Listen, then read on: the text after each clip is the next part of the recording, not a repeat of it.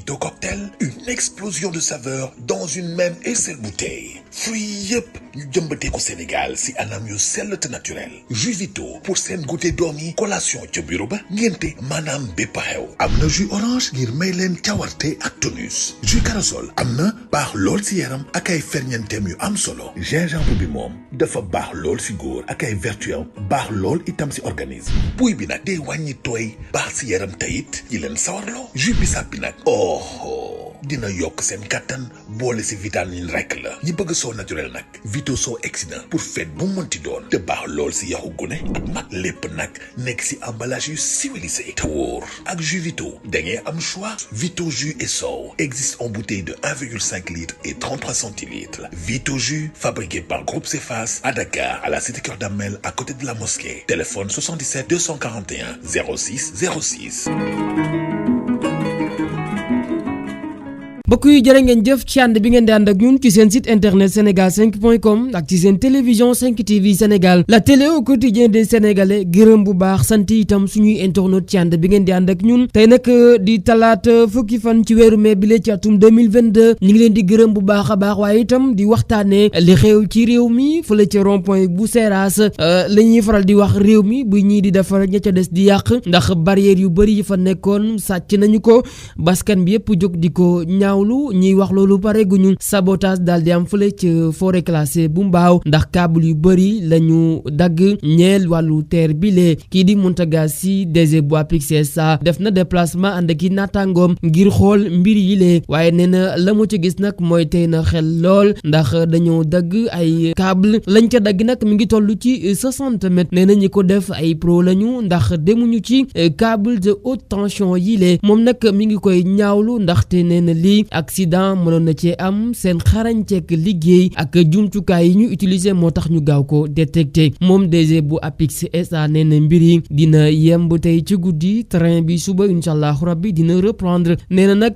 xamul lu tax ñu def jëf ju ñaaw jilee waaye dinañu porte plainte contre X ngir leeral mbir yi lee moom DG bu APIX sax ma ngay indi ay leeral ci jéey ji nga xam ne naroon na ko jur nee na ñaari train mënoon nañ cee mbëkkante loolu jëf ju ñaaw la te nee na lii dinañu ko arrêté ndax ñi ko def mën nañ def lu gën a pire loolu kii di imam Amadou Makhtar Kanté ñëpp xam ko ci réew mi moom itam ma ngay addu ca mbir yi xew ca Dubaï nee na lu ko raw nag moom mooy xew fii ci Sénégal gile des choses beaucoup plus graves que Dubaï porte-à-porte se passent au Sénégal les soirées VIP les vidéos pornographiques de femmes mariées celles des hommes politiques moom imam Makhtar Kanté nee na li xew Dubaï lu ko raw moo xew ci suñu réew mi di Sénégal ndax ay soirées privées lañ fi amal ay vidéo yu ñaaw ci ñoo xam ne dañoo am jëkkër ay homme politique te loolu moo gën a garaaw li xew Dubaï ñi ñëw ci wàllu politique élection yi nga xam ne moo ñeel falum député fu la ci assemblée nationale kii di Bougane Gueye Dany Serigne Mboup Adama Faye ak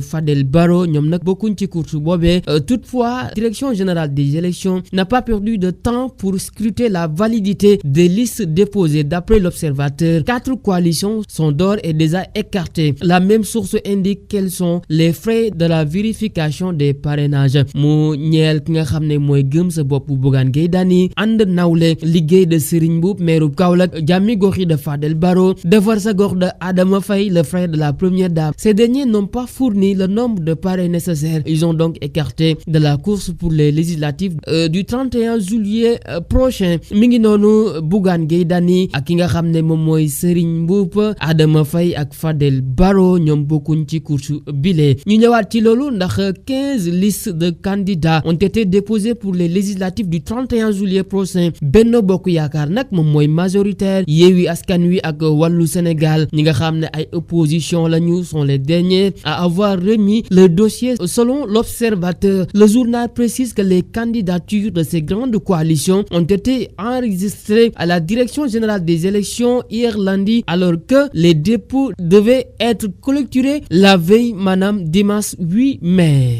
jàll ci wàllu tàggat yaram ki nga xam ne moom mooy Tapha Tine ma ngay tontu ak menacé ki nga xam ne moom mooy Eumeu Sène nee na ko man bokkuma ci njool yi ngay daan ci wàllu sport ba tey ci la ñuy des club bi nga xam ne moom mooy Bayern Munich nekk fële ca Allemagne ñoom nag dañoo soxla doomu sénégalais bile di Sadio Mané IGFM nag moom moo ko xamle selon les dernières informations de Sky Sport Germanie reprise par Foot Mercato Sadio Mané toll ci fanweeri at club bi dañ ko bëgg est une priorité pour le Bayern Munich. L'élimination prématurée de la Ligue des Champions contre Villarreal a beaucoup fait parler en Bavière. Kidi Hassan, le directeur sportif du Bayern, a récemment évoqué le mercato estival et a admis que le Bayern Munich devait se renforcer pour l'été alors que l'avenir de son entraîneur Julian Nagelsmann et de sa star Robert Lewandowski reste flou. La direction bavaroise souhaitait frapper fort et s'offrir à un attaquant de classe mondiale. Mi ngi noonu ginnaaw ba ñu leen éliminé ci Ligue des Champions bile ñoom nag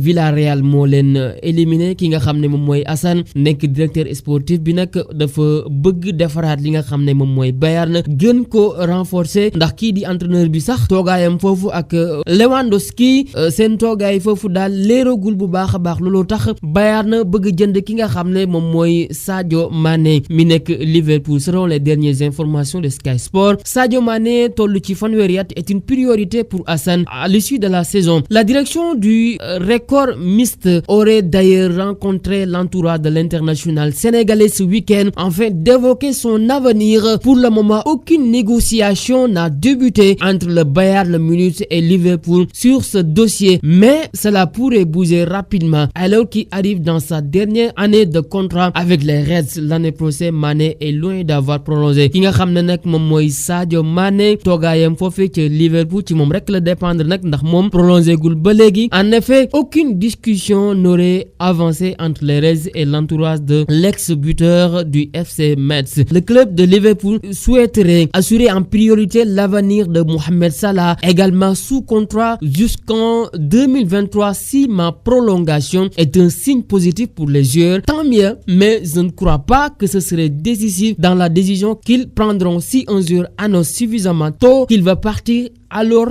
il faut faire avec. S'inquiétait d'ailleurs Jürgen Klopp à ce sujet. Ñi nga xam ne ñoom ñooy Bayern Munich ñoom pare nañu pour indi Sadio Mané ci kaw libéré ki nga xam ne moom mooy Roi Sané mi nga xam ne ba mu ñëwee Bayern ak léegi li Bayern doon xaal ci Roi Sané joxu leen ko. L'avenir de Serge Gnabry soulève également une question puisque l'international allemand est également dans une situation délicate et arrive aussi dans sa dernière année de contrat. De plus, le Bayern en cas de vente de Sané ou Gnabry serait en mesure d'accepter les conditions salariales de l'attaquant des Reds. À noter que Liverpool garde par ailleurs un œil sur Serge Gnabry. Un échange pourrait alors satisfaire tout le monde. Mi ngi noonu kon mbiri nag ñi ngi koy topp benn par benn. Bayern Munich moom jamono yi ñu toll Sadio Mané rek la bëgg pare na pour jox Liverpool Roi Sané ak ki nga xam ne moom mooy Serge Gnabry mi nga xam ne Liverpool sax da koo teggat. Sadio Mané nag pour mu dem Bayern ci moom rek la dépendre. Sénégal yu bëri nag bëgg nañu ki nga xam ne moom mooy Sadio Mané jógee ci club bi de Liverpool pour dem ci beneen club bu gën a mag surtout nag Bayern. Mbokk yi ñu ngi leen di jaajëfalaat bu baax a baax ci ànd bi ngeen di ànd ak ñun ci seen site internet sénégal5.com ak ci seen télévision 5 TV Sénégal, la télé au quotidien des Sénégalais. Gërëm leen sant leen bu baax a baax. Gërëm leen sant leen bu. Vito Cocktail, une explosion de saveurs dans une même et seule bouteille. Fruits yëpp ñu jëmbatee ko Sénégal si anam yu sell te naturel. Jus Vito pour seen goûter doom yi collation ca bureau ba ngénte maanaam bépp xew. Am na jus orange ngir may leen cawarte ak tonus. Jus corossol am na baax lool si yaram ak ay ferñeenteem yu am solo. Gingembre bi moom dafa baax lool si góor ak ay vertus baax lool itam si organisme. Buy bi nag day wàññi tooy baax si yaram tayit yi leen sawarloo. Jus bisaab bi nag dina yokk seen kattan boole si vitamine rek la. ñi bëgg soo naturel nag Vito soo exsident pour fête bu mënti doon te baax lool si yaxu gune ak mag lépp nag nekk si emballage yu civilisé te wóor. Ak jus Vito da ngeen am choix. Vito jus et sow existe en bouteille de 1,5 litres et 33 centilitres. Vito jus fabriqué par Groupe Cefas à Dakar, à la cité Cœur Damel, à côté de la mosquée. Téléphone 77 241 06 06.